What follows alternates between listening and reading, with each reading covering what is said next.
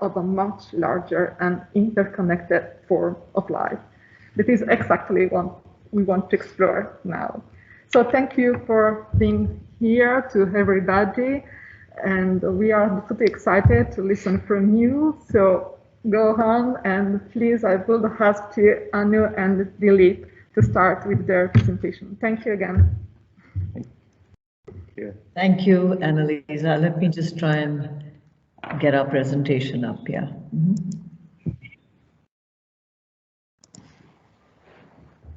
Is it okay? Can you see us and hear us? Yeah, it's perfect. Thank you. Very well. Fabulous. So thank you, Annalisa and Marco, for framing this session so provocatively. It's wonderful to participate in it and listen to other colleagues and also the conversation that follows. And I just think this theme of what you've called charting the alive has given us other ways of thinking about the work we do ourselves.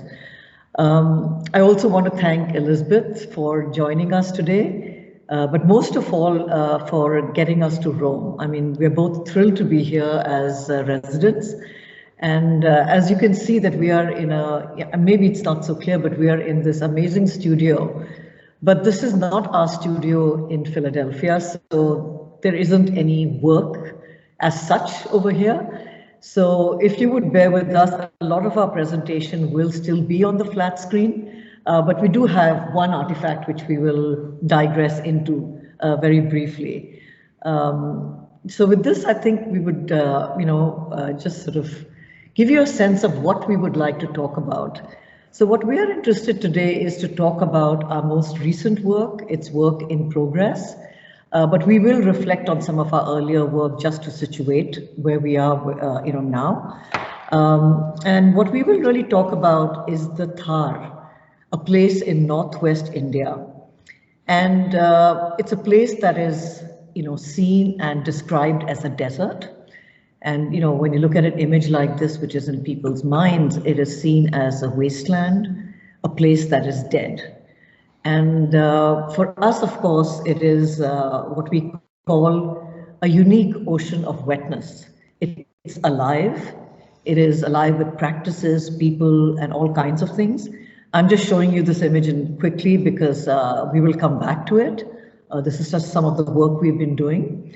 And we feel that in order to actually understand the distinction between what we are calling an ocean of wetness and a desert, we really need to begin with an ancient thing, which is the Nile. Okay, so the Nile, there is an amazing amount of history that attaches to this river, but there is also a lot of ecology and much of our understanding of water. And in fact, the Earth's surface begins with the understanding of the Nile, or what we might say at this point in time is a misunderstanding of the Nile. It is generally seen as a river. We're all sort of familiar. We tend to be familiar with the Nile as a river. And this is something that goes back to the early Greeks. I mean, and I talk about the school of Miletus, Thales, Anaximander, and so on and so forth. Folks who really began a certain trajectory of science and are very much acknowledged for that. But I would include other people like Herodotus and others who were all very curious about the Nile. So the Nile really began some of the first questions in science, and we'll sort of come to that. Is it not moving?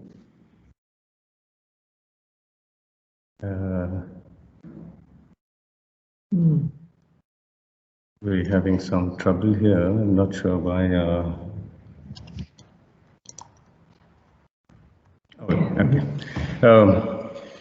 Now, a number of these scholars, beginning in the 6th century BC, made trips to look at this, look at the Nile, and the question that perplexed them was, what is the normal Nile, the normal river, and river being a flow from source to destination. So, what is the normal Nile? Is it the Nile between fields, that is, between October and May, or is it between two deserts? The Libyan desert on the west and the Arabian desert on the east. And one must remember that the Nile here was a division of continents. I mean, it was a division between Asia and Africa at the time, or Libya, as they would call it. So this question, actually, as to what is the normal Nile, was something that aroused a lot of debate and discussion. Eventually, they settled on the narrower Nile, the Nile between two fields, and declared this to be the normal Nile. I mean, I love to joke that it is like asking what is the normal Dilip, when he breathes in, or when he breathes out. And here they chose, the moment, I suspect, when one breathes in. So here you have a Nile, but it's not so much the normal Nile that interests us, but what triggered the question and the search for what is normal. Now the Nile is understood as a river that flows, from a source to a destination. Now you cannot understand, and raise the question of normality without a line, a drawn line that these men, scholars, actually drew on the ground. A line of separation that I point out over here, the line of separation between land and water. And then this line also exercises containment. It holds water to a flow, which means that when it exceeds it, it is a flood. So when you define a river, you also define flood. Or I should put it like this: when you create a river, you also create flood. Now, this line also serves a third purpose, and that is calibration.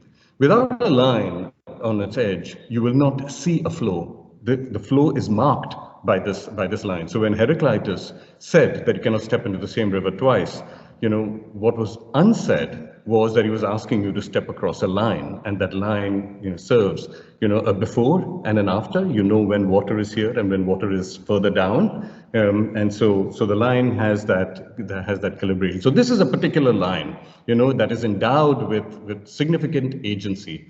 Now, just to clarify, a line is a concept. It's a geometric concept, and the way Euclid defined it was that it has no breadth. It's a breathless length. So you actually don't experience it. You think it. You think it, and then you apply it, and you proximate it.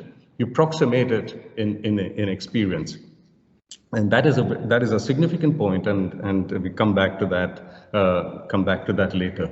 But what is interesting about the line is that it gives you the essentials of the river.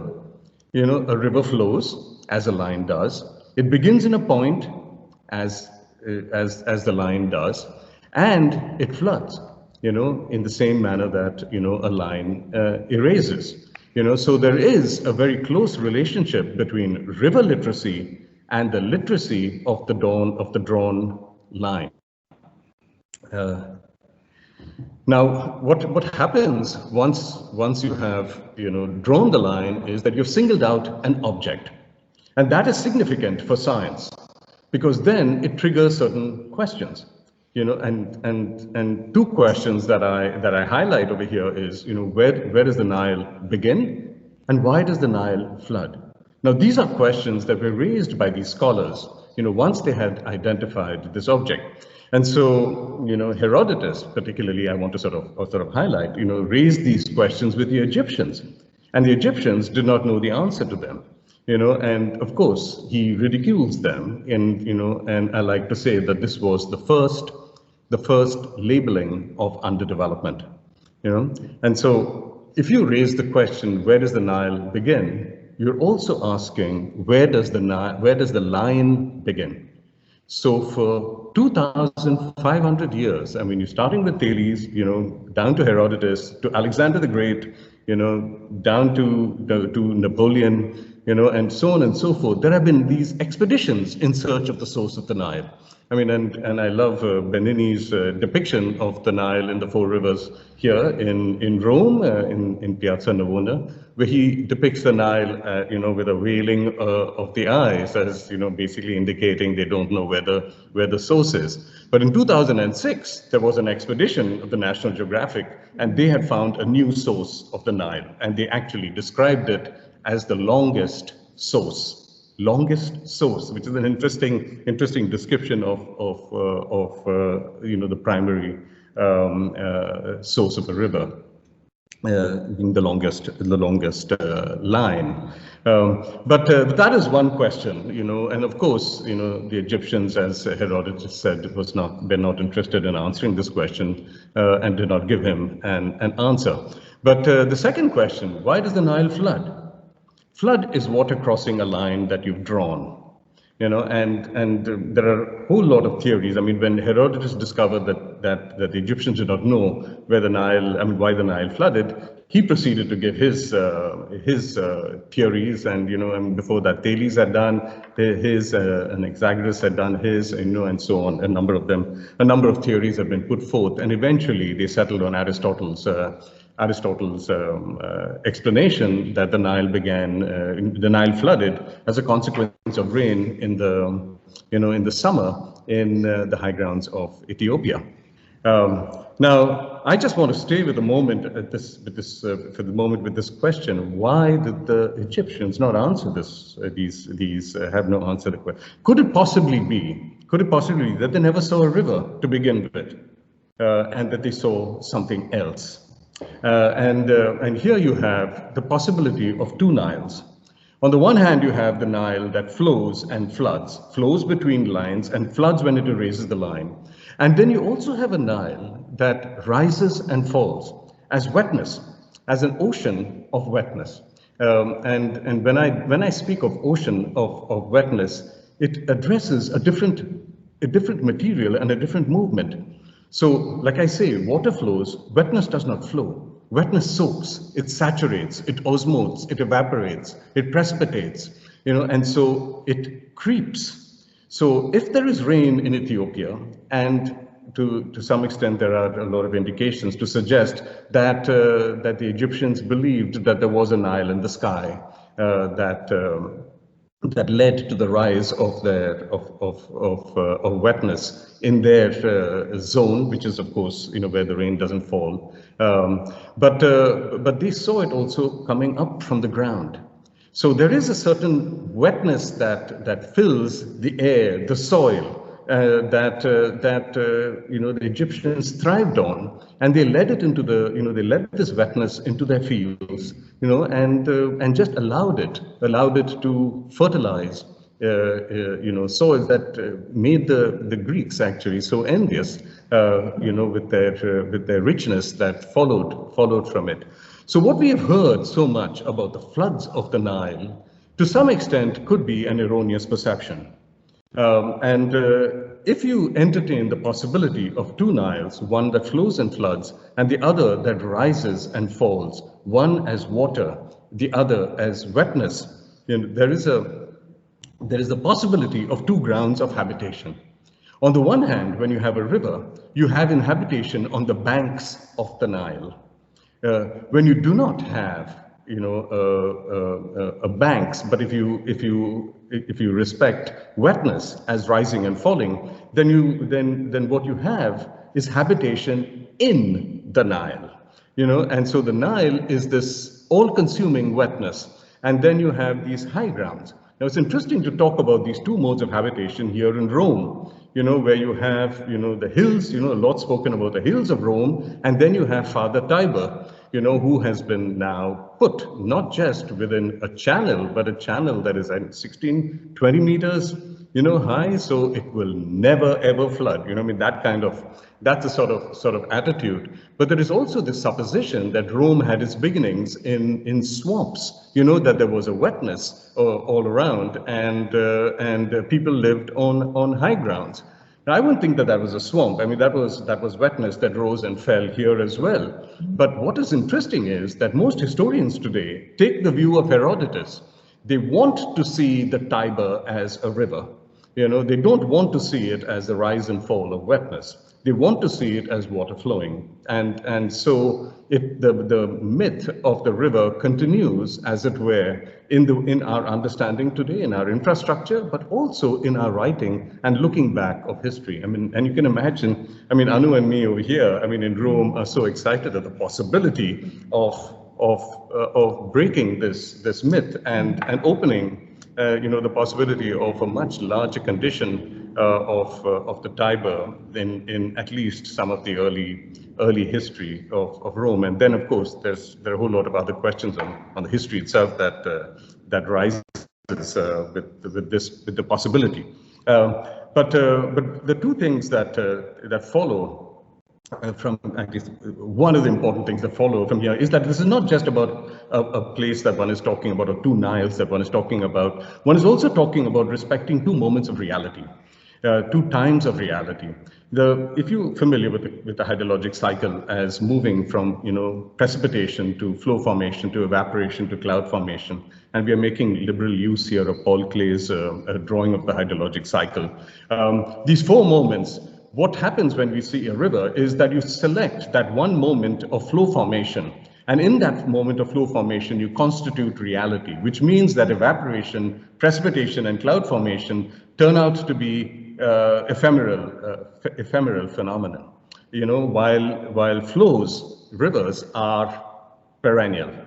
If I move now to the other Nile, I begin to see that the moment of precipitation is the one that is all-consuming. And here, life is initiated. It's initiated, but people live with the hydrologic cycle. So there's nothing like an ephemeral time. You have a moment of reality that is much more extended and embracing of conditions of wetness in various forms. So here you have, again, the possibility, on the one hand, of living with maps. Because in that moment of flow formation, the moment I say that precipitation and evaporation are ephemeral, I have a moment of clarity. I have fair weather, which is now a problem we raise with landscape. Landscape is a fair weather moment and a fair weather creation, and the language of landscape to us is extremely problematic because it is constituted in a fair weather moment. And it is a kind of an artificial moment. So now, even when we work with satellite images, we wait for the clouds to pass before we shoot, moments of space, and then gather it together in a map. And on the other hand, you have a wetness that does not respect land and water, does not have a vocabulary of land and water, but you have a wetness that encourages negotiation, a negotiation of intensities. So ocean of wetness is a very different place as well. But then it's also a different imagination and an infrastructure. On the one hand, you have a model where we are working toward is a separation of water into the small bowl of blue that you see on the left, and a dry earth. And we are working to control that one moment. So even now with sea level rise, etc., this is becoming more important than ever, that we want to predict water, and we need water in order to predict. And so we can then structure this relationship between dryness and water, dry land and water. And this is how I see us taking over the other planets as well, in our trips to Mars. And this is how we're going to be living. We're going to be carrying our own, bottled water, I guess, or doing something with our, with a bubble of water. And on the other hand, you have this ocean of wetness that we will come back to when we talk about the desert, as being this living between high ground and low ground with more intensity, but ultimately inhabiting a section from clouds to aquifers rather than a surface. And we'll come back to the surface in a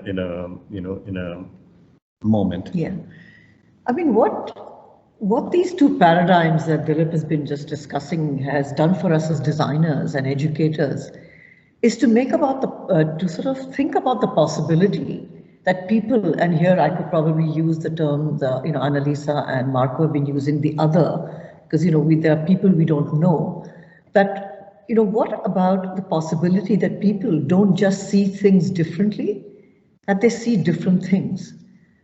Now, we do not propose to know what people see in places we have worked and taught in, but we feel that in our work, we have in some ways made room for that by actually challenging the very definitions that we inherit. Many of these have been inherited in a sort of post-colonial sense. Many of these are sort of still with us. And we feel that with that challenge, we open up this sort of little crack because we feel it's not actually possible to know the other. It's unknowable. So as designers, we actually propose, we speculate, and we try and open up an open field of possibilities. And we've worked in many places. We're not going to talk about these right now, but we just thought in order to just demonstrate for people who are hearing us for the first time, just to give a little sense of the trajectory that we sort of have inhabited. One of our earliest works was the Mississippi, and people see the Mississippi as a flow between two lines, like the Nile, as Dilip just described. And the way he talked about the high and low grounds and the rise and fall, we've often talked about how there were Native Americans in this landscape who probably saw it that way. And this whole notion of incarcerating the Mississippi between two lines, trying to sort of make it into a mechanical system, was something that we were confronted with. But we also found that through our own work and through our travels, that there was this other Mississippi that was alive, that was breathing, that was anarchic, and that always in some ways defied all the measures that we tried to put on it. So in many ways, our work that we explored through screen printing, writing, photographing, really became a kind of story or a documentation. In some ways, we'd say more than documentation, because it became analogous to the Mississippi. So we look at these prints not as representations of the Mississippi, but they were telling stories. And they were, in some ways, the making of the prints, the layering of the inks, the viscosity, the thick and the thin, were really part of the making of the Mississippi and the silt, which is inseparable from its water. So even though we did have a sense at that time that you cannot separate water and land, we hadn't yet sort of started to think about wetness as a term, which we've in some ways got much more, militant or clearer about the difference between the two. But this actually took us to, and again, there have been many projects in between, but those which I think really marked the trajectory. So of course, this became a book, and it was an exhibition. I mean, those screen prints were really done for an exhibition. And the book still is with us, which we really did after the production of the exhibition. And it became a way we continue to work through sort of publication and exhibition.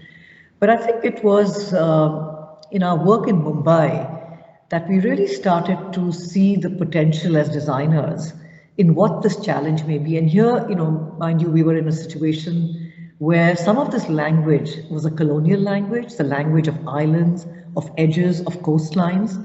And we really believe that many of these were not actually inherent in this place that was actually occupied. So, even looking at old porcelain charts, which come much more from this world, we found that there was a kind of porosity in thinking about the coastline. But as, map makers sort of did their work and continued to map, this really hardened into something that today we are actually confronting. I mean, we think of the coast as a line, not as a meeting of rain and tide. And, for being in a monsoon landscape, we felt that this was something you cannot fight, you have to find a negotiation. And so some of the drawings, we've just sort of put a few. It was a massive exhibition which went 3 floors of the National Gallery of Modern Art in Mumbai. Some of these drawings were done for the exhibition, but there were also ways by which we were thinking through certain ideas. So this section of Mumbai, we often contrast it with an image of the island city, but it actually dissolves. It doesn't blur the line, but it dissolves or gives the sea and land as much importance. But we were also very invested in many of the practices, the practices of the fisher folks, the practices of people that were really part of this landscape.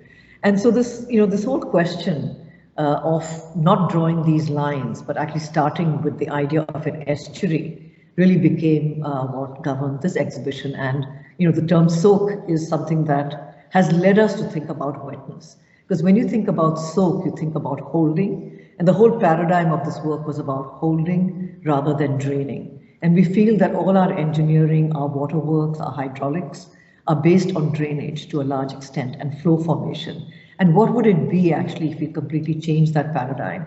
So in some ways, the work on Mumbai was starting to give us very practical solutions, which are not on the table at all. I mean, it's not very difficult to think of holding in multiple things, in plants, in animals, in reservoirs, and, in all kinds of, building materials, architecture. And, with this, we've sort of been thinking more and more about it. And, what Dilip started to talk about in the ocean of wetness, this is something that we are really starting to, develop. And, we gave a small piece of this work that we've been working on, which is part of the Critical Zones exhibition, which is curated by Bruno Latour and Peter Weibel. With this question that has been, the start of many of our conversations today. If wetness is everywhere, why do we see water somewhere? And just, for a moment, if I could pause and say that, when you think about water, you think it's not land. And when we say land, it's not water. So this for us is the first binary, actually the first separation from which many separations are followed. And we feel this is really the fundamental. I mean, this is described in maps. It's described in other things. But, we'll also talk about the separation, which is not only, in plan, but it also exists in section. But what we did present, which is, this exhibition is actually still on, and if COVID was not so, around us, we would have probably traveled to Germany right now. It'll be up till June, in June this year. We showed work from our ongoing work, which is part of this larger Ocean of Wetness project, but it is on Varanasi. And, we worked with various medium, from staining to photo works to what we call plots, digital drawings. And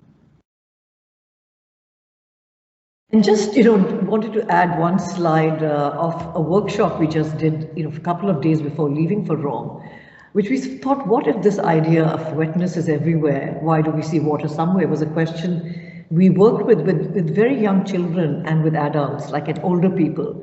So we had, grandparents and parents and their kids come, on this weekend before we left Philadelphia. And we actually started to work with them in a landscape in Philadelphia, where this whole idea of wetness and not seeing landscape as an image, but starting to work with materials, starting to see wetness where you normally wouldn't imagine it, not only in this wonderful stream that's gone by, but in all these materials, in the logs, in grasses, in the mud. And it was just amazing to watch how children actually got involved with that and to sort of make it visible for them. But we just want to come back, and I think we want to share maybe in a few minutes an artifact with you, and we want to see how this works with the projection. Right. Yeah. So I mean, one of the fallouts of the line between land and water is that we are land-centric individuals and we dominate water. I mean, we channel water. I mean, that was the whole idea of constituting the river in the first place, was actually to make controllable artifacts of water. So, but here we don't want to speak about the domination of water so much. We want to speak about another domination that comes from another line and another geometric object, and that is the surface. Yeah, we assume the Earth's surface exists, but we want to suggest that the Earth's surface exists by design. The surface, again, to go back to Euclid, is a geometric concept. It doesn't, we approximate it in the world, but we think of it as a pure idea, as a concept with the mind's eye. And I want to demonstrate them, because that is something that is very much part of the map. So if I can just disconnect us, discontinue this. How do I think, let me just escape. Yeah, no. Yeah, you need to. No, I don't know where I am. Okay. Yeah, this. No, this. Yeah, that. Yeah. Okay, just for a second. Yeah, yeah, stop sharing. So if you see us, I don't know where we are in this whole thing, you can but see it, yeah. okay, you can. I have a map in my hand, and it's a tourist map. It's a tourist map of Rome. A cheap thing that I found in the apartment where we are staying. Someone had left it behind. Now it's, you can see, the wonderful Tiber River, shown in blue, channeled between lines that are now streets, etc.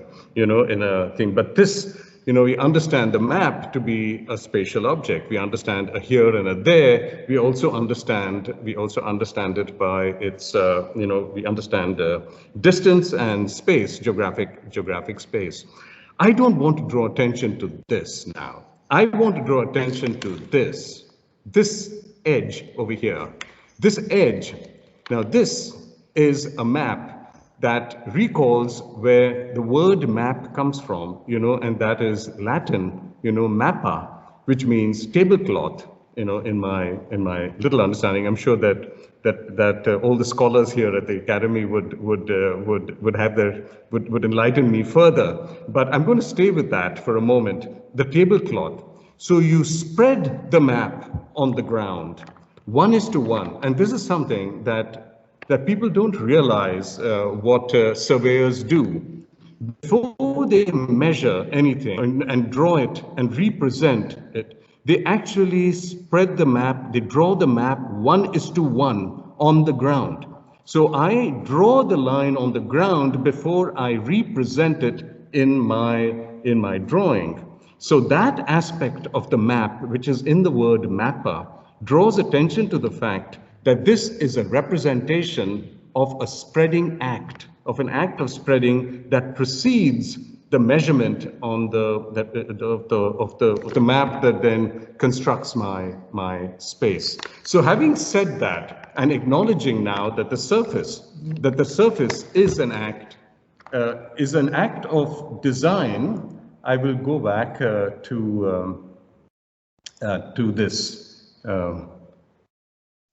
this drawing that says how now the map, basically though the surface that has been posited by people like Thales and Anaximander and Herodotus and others, constitutes the ground of habitation, as it also constitutes the ground of observation. We need a firm ground in order to see shifting ground.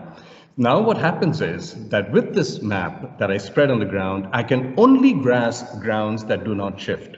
So the inhabited earth to the ancients, oikoumene, was only the alluvial plains. The desert, the ocean, the mountains that shifted and changed were not part of the inhabited earth. They were inhabited by the uncivilized barbarians, the nomads. And a nomad here is not a person who moves. It's a person who inhabits a ground that moves, and so if you think about it like that, it is a marginalizing of a peoples. You're marginalizing of places and marginalizing of people. But the desert is now recognized as a wasteland, and if we are greening the deserts, it is a problem that goes back 2,500 years. So here, if I'm talking about another line, the line now that separates the desert from the alluvium of the Nile, you have, basically a green, watered, and developed portion, of alluvium, and you have a dry, brown, underdeveloped, and death place, as it were, of what we call the desert. But what we want to suggest is that the people who actually inhabit the sands over there, in the sand as opposed to alluvium, do not see themselves inhabiting a surface, and therefore do not see themselves deprived in some way of a healthy existence. They live with a whole lot of flora and fauna in a unique ocean of wetness between clouds and aquifers, and the way they work it is amazing. And we know this. I mean, as much as we would like to continue with the Sahara and the Arabian, sands, we want to take you now to India, to a place called the Thar. Now, most people understand this to be a desert. The Thar Desert as a region of death. In fact, it is called Marwad, the region of Marusthali, the region of death. Yeah. We want to portray it as an ocean of rain. So it is here now in the northwest of the subcontinent of India, in this early map of empire, by James Reynolds, drawn in 1782. And when you look at the detail, it's quite telling, because they didn't really know how to map this area, and it says sandy desert, parts very little known to the Europeans, and it stayed that way for a very long time actually, because it didn't have anything that they thought was valuable to them, and it was really the marginal landscape, and just divided them from the rest of Asia in many ways. And it was really in the 1800s, 1820s, and a little after that, an officer in the East India Company, James Todd, actually spent time in Rajasthan and actually started to map it. And he has extensive accounts and this particular map in something called the Annals and Antiquities of Rajasthan. But when you look at this map, you realize that it's still not very articulate. I mean, he holds on to this river, which we'll talk about later, called the Luni, and a few other features, but there is generally a sense of emptiness, except place names. That's right. It's a known place. I mean, it's a wasteland. I mean, and they describe it as a place for bandits, a place for exile, and the British really began to appreciate it as a boundary. So expecting it to be uncrossable. In fact, they treated it as more uncrossable than a river. 300 miles of sand dunes and and wasteland. Yeah. And when we do think, when we are told about a desert, I mean, we do think about it as a place that is waterless, treeless, it's a wasteland, and with very scanty vegetation. And, that's the way the Oxford English Dictionary describes it. And, with that sort of mindset, this is what's happening in the Thar today. I mean, these are not exactly aqueducts, but they are kind of aqueducts on the surface, which are coming on your left, all the way from the Himalayan, rivers. They are diverting it here because they feel there is a lack of water. And I don't know if you can make out, but the middle slide is actually showing rice being cultivated in the desert. I mean, it's what could be more contradictory than that? And, and on an extreme right, you're seeing, while we were there, they were just taking what were these sort of seasonal flashes and swales, which gathered wetness and water. They are making it into a concrete channel right near, one of the major cities in this particular place. So you're civilizing the people here by civilizing the ground. Yeah, and just to to sort of build on the theme set up by this particular conversation by Annalisa and Marco, green becomes green and blue become what is actually desired. It's not only green, or maybe one implies the other. And it seems that everything else, a place like this is really lacking. And, and Dilip said that the people don't really believe that. But today we find, with media, with these kinds of projects, people who lived with such amazing practices are actually voicing the same, thoughts. And we just want to take you through some of our travels, and, we'll describe a little, but we want to show you, this place, which is actually, we would say, full of life. And, we start with some of the musicians here who are, among the, are incredible. Today, they, of course, travel the world. Is it moving? Yeah. Is it moving for you guys? I guess it is. Huh? Yes, it is. Oh. Okay. And there are these settlements in it which are known as dhani, which, architects and others describe them as the most primitive of settlements. But when we've traveled in these parts, they really are a process of nested wetnesses, from fences which hold certain wetness, living fences, animals, plants and trees that actually hold wetness within it. And so for us, it was really, how do we start to work and capture and draw a place that is actually a monsoon landscape, and all its practices work with that. So we spent some time, after our travels and sort of looking at some of the photographs we had done to start playing with, certain processes on paper, which again for us were analogous to engaging the wetness of this place. Here you're seeing, certain drawings which are building off the kind of, the textiles and the printing that is really prevalent in these landscapes. Next, yeah. And just the sense that, even though we are made aware of the surface of this horizon, wetness actually permeates deep into the ground, to the aquifers, and up in the monsoons. And many of their holding systems today are worked and very finely tuned with the monsoon rhythms. So you are aware of the monsoon like no other place. And, it's not visibly wet all the time, except for certain moments, but all the practices stay tuned with that.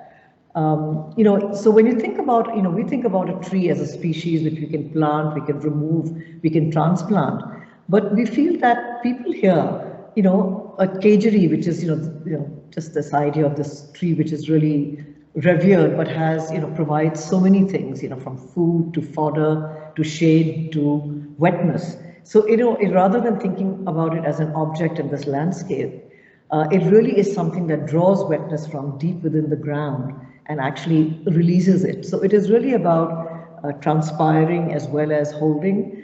I don't know if when you were sort of moving through those photo works, whether you noticed some of these homes of these potters, and the pots in this particular landscape are really unique because they have they mix granite dust and donkey dung, which actually gives a certain porosity. And so due to a certain kind of evaporation, which is much more than regular earthen pots, they really cool the water. So, the pots from this particular area, today in India, move around because of their sort of sense of wetness, which is not only to cool the water, but they're also adding wetness to the environment, through their own transpiration. So once you start looking at that, you find that it is such a rich landscape in terms of material and practices.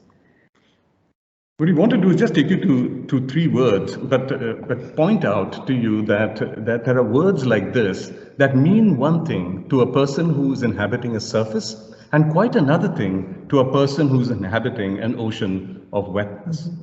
So one word is oran. Now, the way in which people who inhabit the surface see it, an oran is a sacred grove. They call it, it's like paradise, a garden, an enclosure, a land use that makes itself different from the sands outside, and so it provides a haven. I mean, James Todd, who Anu spoke about earlier, actually quotes the Romans. And it's interesting to say this in Rome, because the Romans in Africa, that they identified the Sahara as a leopard skin, where the oasis is a spot. So here they searched in vain for these spots. I mean, they found, these clumps and, sometimes trees, but tried very hard to make them into spots. But that is what the government of India is doing today. They're making these things into spots, on the surface of the earth. I mean, to some extent, they're trying to fence them, and that, you realize that how significant that move is. It completely subverts what these places really are. Right. So if you look at, the way we travel them, these are intensities of wetness. This is a place that you can imagine where humidity comes down to the earth, if you will, and the humidity and wetness that is deep in the earth comes closer, let's just say, to our level.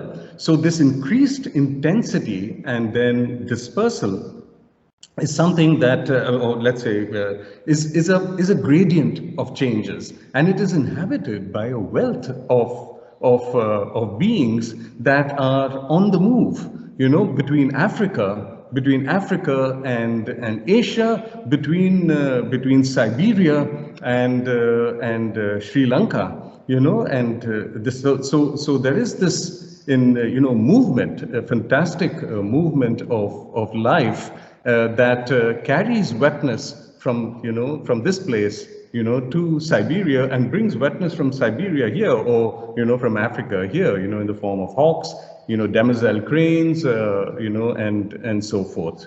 It's also the place where cattle are allowed to graze. I mean, you're not allowed to cut any trees, but cattle are allowed to graze, and all kinds of goats come through, and these animals, visible and invisible, are some time or the other present. And so for us, it was, how do we, in our own drawings, and it's not so much about blurring, but start to lose focus from these sharp kind of species and separations, but start to see it as an ocean of wetness that, which extends to the sky and to the ground. And intensifies around us just for a moment, in the Thar. So what we're really showing you are just some drawings in progress that we are building towards an exhibition. And, some of these are a little more complete than others, and we wanted to talk to you also about, Luni, which, is today, it's called Luni River because it's been given, the name of a river, and what you're really seeing is what people think of as a river. And, what you're seeing is a plain of salty soil. And Luni has some interesting sort of meanings to it. I mean, besides just meaning loon, meaning salt, It also comes from lavanvari, which means a swale. So it means salt. It's two words. I mean, this is the British understanding of Sanskrit. You know that it comes from two words. One is salt, and the other one is river. But now, when you actually look at that word, lavanvari, it's not salt river. It's actually salt water. You know, but this mistake, or let's say purposeful shift from water to river, is very significant in India. So like the Punjab it means 5 waters, but it is always translated as 5 rivers, you know, and it is associated with Alexander the Great, that he identified 5 rivers of Punjab. That, you know, the word doesn't suggest river at all. So the purposeful association of these terms with the river is to, in some sense, civilize the language itself. So Luni is associated with this river now, understood to be a salt river, but this is what it is. I mean, you see sheep grazing over here, but if we take you down the Luni... Okay, I think we have we just wanted to bring back this map from James Todd because, you know, he really worked hard to try and delineate this. I mean, you know, as Dilip mentioned, you know, it's looking like an open field. You know, probably there is few weeks where there is maybe even a flash, what we'd call a flash flood today, but there is really high waters or high wetness. And most of the time there are holdings in it. And that's why the sheep are grazing, there are puddles, there are even fish which are left over. But he was trying hard to sort of draw it from source, which, you know, is presumed to be at Pushkar in Ajmer, which coming all the way down to the run of Kutch. And he was really, you know, struggling to sort of hold it so that he could actually map it and name and sort of organize all the towns around it. And this is sort of our travels down the Luni. The dyers and sort of the printers use it, you know, and the salt in the water flamingos. Yeah, the flamingos are there, but, you know, the salt in the water actually makes it hold the color. But there's also, you know, famous fairs that actually happen on this particular plain, which have been happening for more than 500 years, where the goats and the, you know, especially the horses, the Marwar horse is really famous. And, you know, it was just actually there 2 weeks ago, not in the same form as it has been over the centuries, but in some version of it. And so for us, you know, the Luni is really a place of intermittent holdings, of practices, of, you know, the dyers who come in, of, you know, red chilies being sold there, of, you know, different wares, goats. And, you know, there were people who came here all the way from the Silk Route. So it was really much in the track of that whole movement. So it's, you know, there's a term we've used in our work previously, which we may not have time to go into deeply, but calling it a Maidan. A Maidan is an open horizon, you know, where things happen. And so, you know, water or wetness is one occupant. It comes and goes. The goats are one occupant. They come and go. The fair is another occupant. The dyers are another occupant. And in some ways, we are seeing them as equal. And there are these, you know, cyclical movements that happen all the time. It's very different than delineating it as a river. And that image which I showed you right in the beginning of the concrete, you know, we are worried that actually that's exactly what's going to happen to this plain, which makes it even very vulnerable, because the moment you hold that kind of wetness and water, it firstly removes all these practices. I mean, a cow cannot jump into that concrete place, but also, you know, the water just builds up more pressure and we are creating the conditions for flood. The last term, I mean, I know we are running out of time, Annalisa, Marco, if you give us another, you know, couple of minutes. 1 minute. Is this term gully? Now, to people who embrace the surface, I mean, the gully is a landscape feature that is an erosion caused by rain, erosion of ground caused by rain, you know, and so it represents, I mean, it becomes a gutter, you know, another term for it is gutter, you know, gullet, you know, things like that, but this is very much an English word, you know, and they applied it to towns like this, Jodhpur, that you see over here. You know, I mean, Mark Twain, when he looked at this, you know, at places like this, he described it as cracks that pass for streets, you know, and these cracks are called gullies. I mean, it's interesting that I don't know Mark Twain made that observation here in Rome, because I mean, I think I could say the same thing about the, you know, the streets of Rome as being cracks, but I don't think he said it. You know, he reserved that judgment for the Indian cities, But if you look at what the gully is to people who inhabit wetness, it is a rich environment that is very akin to what Anu just described as the Maidan, where people play cricket, there are restaurants at work, people eat, people pray, there are, shrines in the gully. I mean, so the gully is, in just the face of it, multi-purpose, but it is not activities that each have their own land uses or even each have their own times in a day.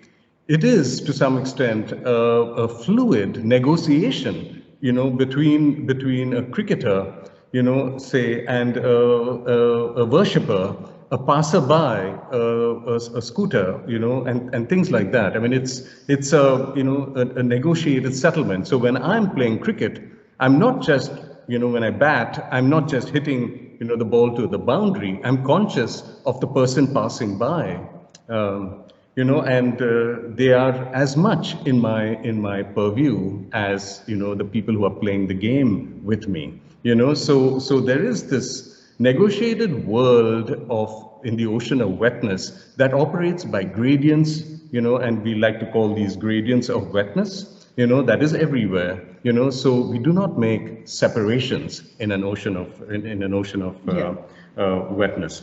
I mean, one of the things, I don't know if you noticed it when the drawing on the right was sort of scrolling through, but in Jodhpur particularly, this gully that we have documented goes from high ground to low ground. And Jodhpur particularly had an ingenious system of holding wetness. So there are reservoirs underneath the ground, reservoirs open to the ground, and the gully really, is working across this section to some extent. I mean, there is a world of the sky and the rain which is above, but there's a whole geology underneath also that is actually at play over here. And these drawings are still in progress. We think we're not quite sure whether we finished them, but we just thought we'll show them to you. And this is just a glimpse of our studio back in Philadelphia, where this is happening in COVID times. I mean, I'm really grateful to my colleagues in the Fine Arts department who set me up. And every time we need a ski screen, they kind of expose it for us and bring it back. And some of these, photo works we're of course able to work on digitally. So we are in our studio in Philadelphia. You might have seen seen a screen printing as well, for this occasion. But we want to finish with this notion actually of the surface and how much we need to challenge the surface as much as the line. That we have to give up our land centricism, but I think we also have to give up our surface centrism. And begin to embrace this ocean of wetness between clouds and aquifers, only because the surface is proving to be a disaster. I mean, from climate change point of view, but also the violences. I mean, the violences that are erupting around issues of land happening as we speak. These are things that really come from an embracing a surface. But all we want to point out is that the surface is a product of design. It is not a given in nature. In fact, nature follows from the assertion of a surface and a line, and that is what we would like to leave you with. Thank you so much. Yeah. Thank you for your Yeah, we're trying to unshare 1 second. Yeah.